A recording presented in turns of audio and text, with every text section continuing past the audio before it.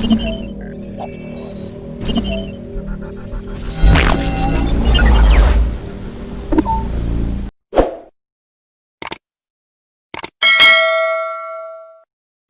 Everyone, welcome back to our channel Deep and ஆதோ.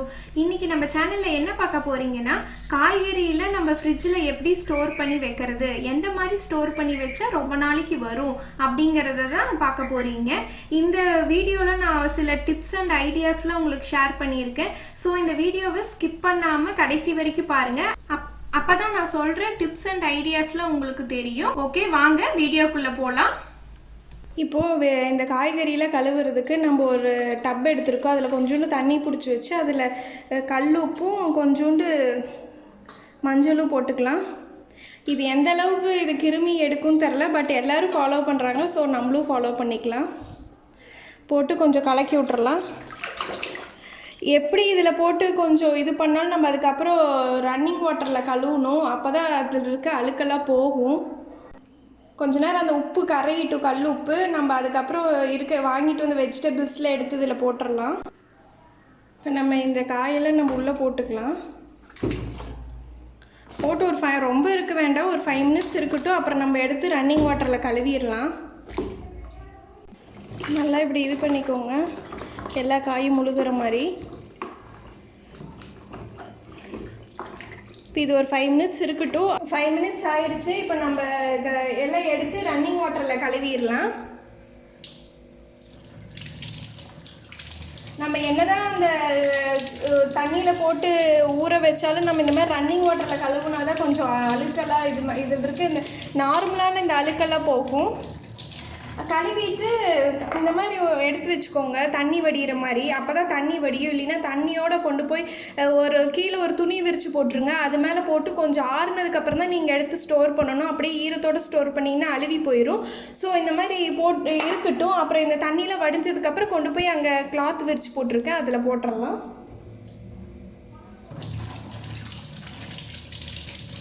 நம்ம இப்போ என்னதான் கழுவி வச்சாலும் நம்ம திரும்ப எடுத்து சமையல் செய்யறதுக்கு முன்னாடி நம்ம ஒரு டைம் எடுத்து கழுவிக்கணும். பாருங்க, இது ஃபுல்லாகிடுச்சு. இப்போ நல்லா இது வடிச்சு விட்டுட்டு நம்ம போய் அந்த துணியில் போட்டுடலாம். கொஞ்ச நேரம் ஈரம்லாம் இதாகட்டும். இன்னும் கொஞ்சம் இருக்குது, அதையும் கழுவிக்கலாம். இஞ்சியெல்லாம் நல்லா தேய்ச்சி கழுவுங்க.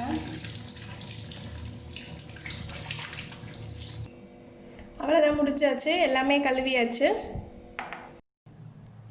இப்போ இந்த கொத்தமல்லி, கருவேப்பிலை, இதெல்லாம் புதினா, இதெல்லாம் நம்ம சும்மா இப்படி அலசி வச்சுக்கலாம். இங்கே பாருங்கள், இந்த மாதிரி ஒரு காட்டன் துணியை விரித்து போட்டு இந்த கழுவி வச்சதெல்லாம் இந்த மாதிரி இதில் ஆற போட்டுட்டேன். இப்போ இதெல்லாம் தண்ணியில் வடிஞ்சு நல்லா ஈரமெல்லாம் போனதுக்கப்புறம் தான் நம்ம எடுத்து ஃப்ரிட்ஜில் ஸ்டோர் பண்ணணும். அப்படியே எடுத்து வச்சிட்டிங்கன்னா உங்களுக்கு அழுவி போயிடும். இதெல்லாம் தண்ணியெல்லாம் இதாகட்டும். அதுக்கப்புறம் நான் எப்படி ஃப்ரிட்ஜில் ஸ்டோர் பண்ணுறேன் அப்படிங்கிறத உங்களுக்கு காட்டுறேன். ரொம்ப நாளைக்கு இப்போது சீக்கிரமே கெட்டு போகாமல் ரொம்ப நாளைக்கு வரும். அது எப்படின்னு சொல்லிட்டு தான் நான் உங்களுக்கு இப்போ காட்ட போகிறேன். இதெல்லாம் வடிஞ்சதுக்கப்புறம் காட்டுறேன். இங்கே பாருங்கள், காயெல்லாம் நல்லா காஞ்சிருச்சு, ஈரம்லாம் ஒன்றும் இல்லை. ஒரு 4 ஹார்ஸ் ஆயிடுச்சு. இப்போ தான் நான் இது எல்லாமே எடுத்து வைக்க போகிறேன். அதுக்கு வந்துட்டு இது எல்லாமே நான் எதில் ஸ்டோர் பண்ணோம்னா, நான் ஒரு செட் ஆஃப் பாக்ஸ் எடுத்து வச்சுருக்கேன். அதை உங்களுக்கு நான் காட்டுறேன் பாருங்கள். இங்கே பாருங்கள், இதுதான் அந்த பாக்ஸு. இந்த பாக்ஸ் பாருங்கள் எவ்வளோ பெருசாக இருக்குது. நீங்கள் நீளமாக இருக்கிற காயெல்லாம் இதில் போட்டு வச்சுக்கலாம். புடலங்காய், சொரக்காய், இந்த மாதிரி காயெல்லாம் நீங்கள் இதில் போட்டு வச்சுக்கலாம். இந்த பாக்ஸோட ப்ரைஸ் வந்துட்டு 170 ருபீஸ். நான் பக்கத்தில் இங்கே டிபார்ட்மெண்ட் ஸ்டோரில் தான் இந்த பாக்ஸ் வாங்கினேன். இது ரொம்ப யூஸ்ஃபுல்லாக இருக்குது. பெரிய பெரிய நீளமாக இருக்க காயெல்லாம் இதில் போட்டு வச்சுக்கலாம். ஸோ இந்த பாக்ஸு, இந்த 2 பாக்ஸ் இருக்குது. இந்த 2 பாக்ஸும் நான் ஸ்டோர் பண்ணுறதுக்கு தான் வாங்கினேன். அப்புறம் இந்த பாக்ஸு, இதெல்லாம் நான் இப்போ பக்கமாக தான் வாங்கினேன் கொஞ்ச நாளைக்கு முன்னாடி. இதெல்லாம் நான் வாங்கி ஒரு 2 இயர்ஸ் இருக்கும். இங்கே பாருங்கள், இது செட் ஆஃப் பாக்ஸு. இங்கே பாருங்கள், இத்தனை செட் ஆஃப் பாக்ஸ் இருக்குது. இதிலெல்லாம் நான் என்னென்ன போடுறேன் அப்படின்னு சொல்லிட்டு உங்களுக்கு நான் காட்டுறேன். ஃபஸ்ட்டு இந்த பெரிய பாக்ஸ் எடுத்துக்கலாம். இதில் எதெல்லாம் பத்துதோ அதெல்லாம் போட்டுடலாம், வச்சிடலாம் உள்ள.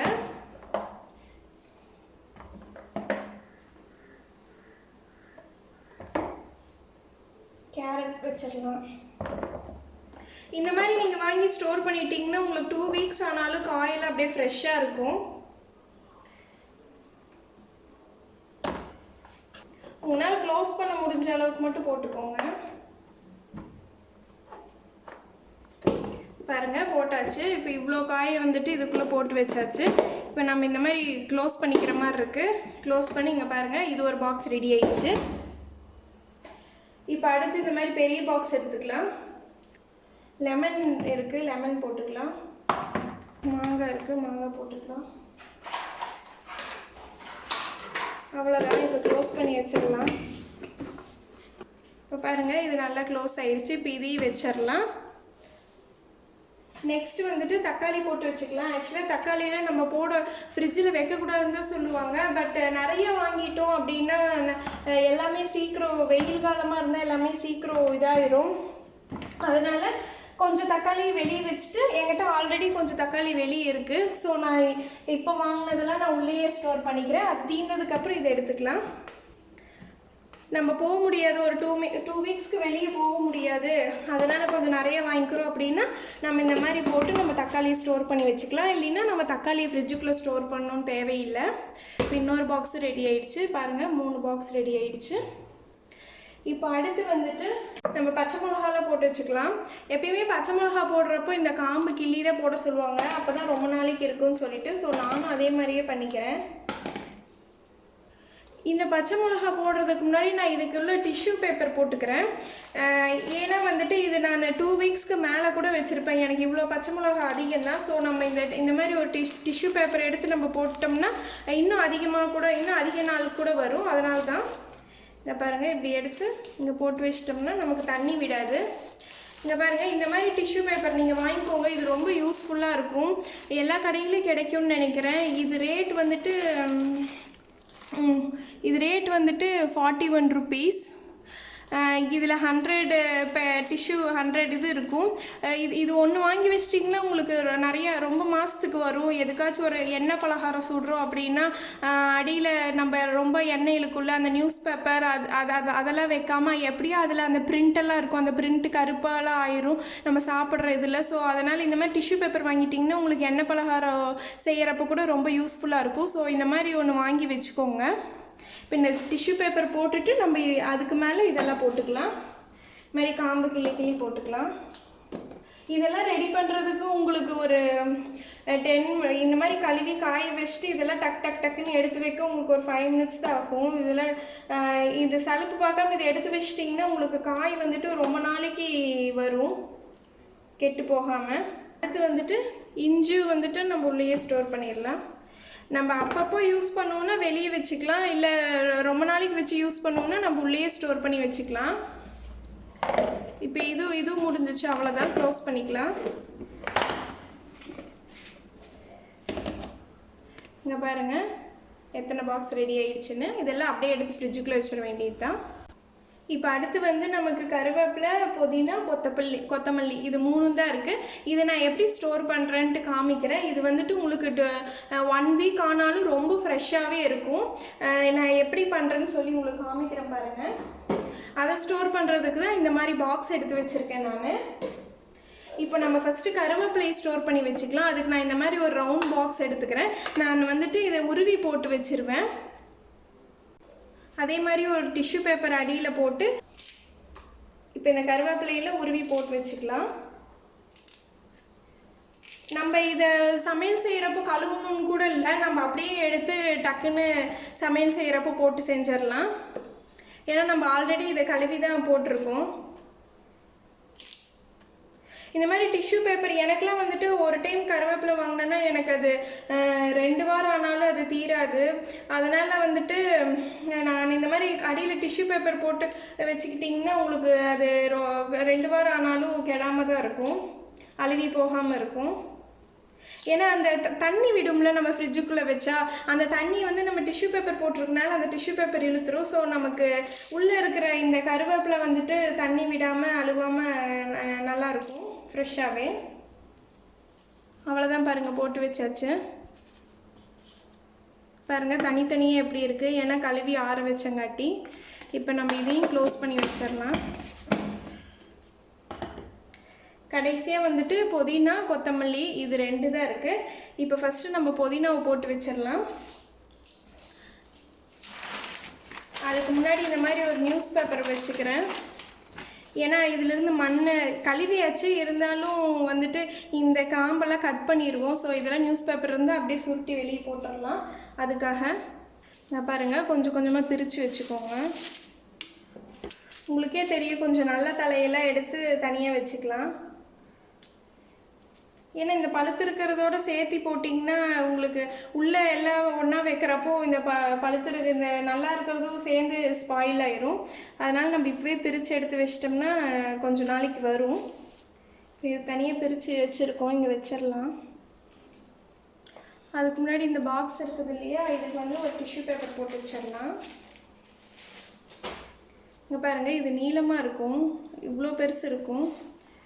ஸோ இது நீலம் பாக்ஸுங்கிறனால நம்ம இந்த மாதிரி போட்டு இப்போ உள்ளுக்குள்ளே வச்சிடலாம். இப்படி பாருங்க, அவ்வளோதான். இப்போ நம்ம பிரித்து வச்சுருக்கோம் இல்லையா, இது வந்துட்டு இப்படி சேர்த்தி பிடிச்சி கீழே இருக்க காம்பை மட்டும் கட் பண்ணிடலாம். எல்லாமே கட் பண்ண வேண்டாம். பாருங்கள், கட் பண்ணியாச்சு. இப்போ இதை அப்படியே உள்ளே வச்சிடலாம். மற்றதையும் ஃபுல்லாக எடுத்து வச்சிடலாம். இங்கே பாருங்கள், அடுத்த கட்டும் எல்லாமே பிரித்து வச்சாச்சு. இப்போ அந்த பாக்ஸ்குள்ளே போட்டு வச்சிடலாம்.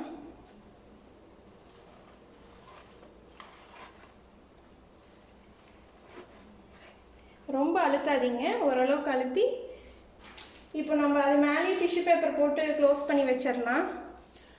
நல்லாவே ஃப்ரெஷ்ஷாக இருக்கும். நீங்கள் மேலே போடலினாலும் பிரச்சனை இல்லை, பட் நான் மேலேயும் போட்டுக்குவேன். பாருங்கள், இந்த மாதிரி தான்.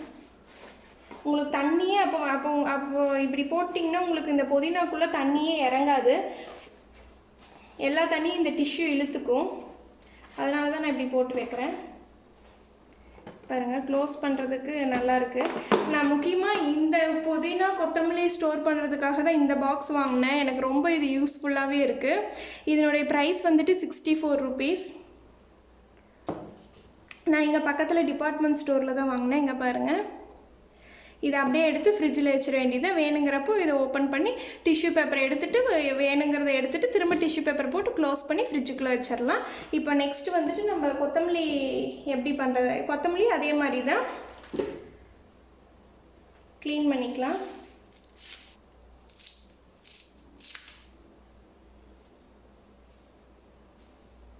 அவ்வளோதான். இதிலெல்லாம் அந்த கொத்தமல்லி புதினா எடுத்து அந்த வேஸ்ட் இருக்குது, இதை அப்படியே நம்ம சுருட்டி வச்சிடலாம். இதை க்ளீன் பண்ணியாச்சு. இந்த மாதிரி ஒரு நியூஸ் பேப்பர் போட்டுக்கிட்டிங்கன்னா நீங்கள் அப்படியே சுருட்டி வச்சிடலாம். இல்லைன்னா ரொம்ப மண்ணாகும். மற்றதுலலாம் கூட அவ்வளோ மண் இருக்காது. இது கழுவி தான் வச்சுருக்கோம், இருந்தாலும் அந்த கொத்தமல்லியிலலாம் அந்த வேரில் கொஞ்சம் மண் இருக்கும். இப்போ அதே மாதிரி ஒரு பாக்ஸ் எடுத்துகிட்டு டிஷ்யூ போட்டுக்கலாம். உங்களுக்கு இதில் இன்னொரு டிப்ஸ் சொல்லித்தரேன். இப்போ உங்ககிட்ட நீங்கள் பழசாக கொத்தமல்லி இருக்குது யூஸ் பண்ணாமல் அப்படின்னு அது இருந்துச்சுன்னா, இப்போ என்ன பண்ணுங்கள், புதுசு இருக்குது இல்லையா, புதுசை வந்துட்டு இதில் வச்சுருங்க. இந்த மாதிரி வச்சுருங்க. இப்போ பழசு நீங்கள் வைக்கணும் அப்படின்னா என்ன பண்ணுங்கள், இது மேலே ஒரு டிஷ்யூ போட்டுக்கோங்க. இது மேலே ஒரு டிஷ்யூ போட்டுட்டு, ஃபார் எக்ஸாம்பிளுக்கு இப்போ எனக்கு இது பழசு அப்படின்னா இது மேலே ஒரு டிஷ்யூ போட்டுட்டு மேலே இதை வச்சுருங்க. அப்போனா நீங்கள் இந்த பழசை யூஸ் பண்ணிவிட்டு நீங்கள் புதுசு எடுக்கிற வரைக்கும் அந்த கீழே இருக்க அந்த கொத்தமல்லி வந்துட்டு நமக்கு ஃப்ரெஷ்ஷாக தான் இருக்கும். ஸோ நீங்கள் பழசையும் யூஸ் பண்ணிக்கிட்ட மாதிரி இருக்கும், பழசையும் வேஸ்ட் ஆகாமல் ஸ்டோர் பண்ண மாதிரி இருக்கும். இதுதான் உங்களுக்கு நான் சொல்லணும்னு நினச்ச டிப். இதை வச்சுட்டு மேலே போட்டு நீங்கள் க்ளோஸ் பண்ணி வச்சிட்டிங்கன்னா அப்படியே ஃப்ரெஷ்ஷாக இருக்குங்க. பாரு, பார்ட்டிஷனாக இருக்குது, பழசு கீழே புதுசு. ஏன்னா நம்ம எல்லாத்தையும் போட்டு கம்பைன் பண்ணிகிட்டு இருந்தோம்னா நமக்கு எது ஃபஸ்ட்டு எடுத்து யூஸ் பண்ணுறதுன்னு தெரியாது. இப்போ எனக்கு எல்லாமே புதுசு தான், ஸோ நான் எல்லாமே ஒன்றாவே வச்சிடுறேன். இந்த மாதிரி காம்பை இந்த மாதிரி வேரை எடுத்துகிட்டு வச்சிட்டிங்கன்னா உங்களுக்கு நல்லாயிருக்கும். இப்போ இதை போட்டு மேலே க்ளோஸ் பண்ணி விட்டுடலாம்.